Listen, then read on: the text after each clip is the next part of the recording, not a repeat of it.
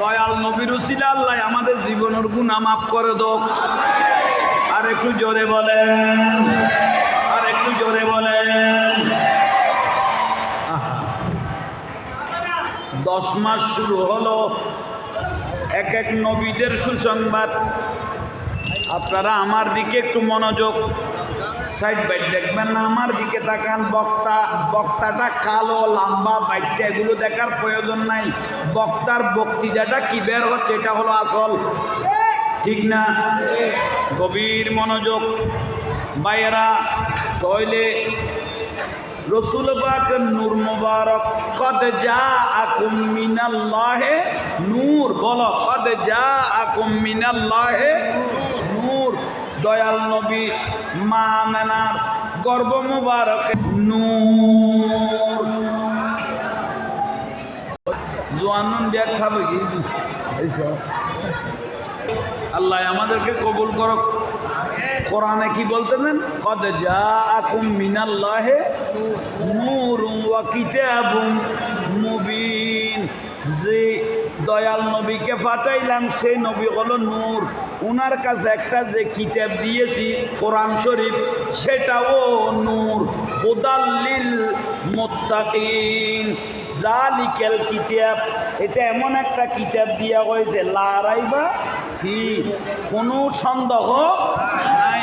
হুদাল্লিল মুত্তাকিন, এটা মুত্তাকিদের জন্য, দুনিয়াবাসীর জন্য এই কোরআনটা হলো হেদায়েতের নিদর্শন, পথ প্রদর্শক। উচ্চস্বরে বলুন সুবহানাল্লাহ। জোরে বলেন না। কয় মাস বললাম? 10 মাস। নবীদের সুসংবাদ, দয়াল নবীর নূর মুবারক, মা আমেনার শেকম মুবারকে, গর্ভ মুবারকে। সুবহানাল্লাহ বলেন, আরো জোরে বলেন।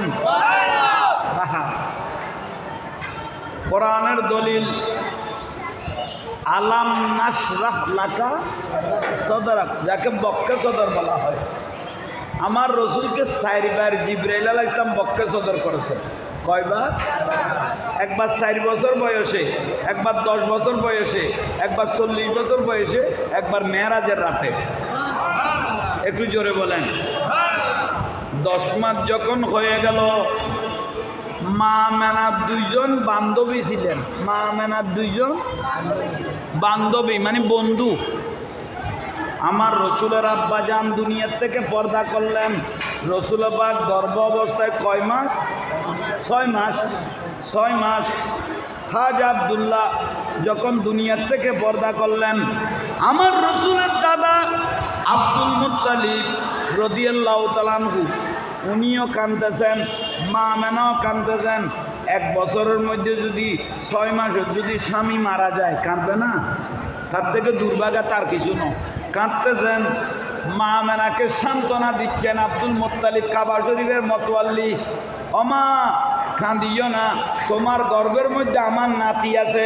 আব্দুল মুত্তালিব বলতেছেন কাবা শরীফের মতোয়াল্লি, তোমার গর্ভের মধ্যে আমার নাতি আছে। আমি কাবা শরীফের মতোয়াল্লি, হাত তুললে দোয়া কবুল হয়।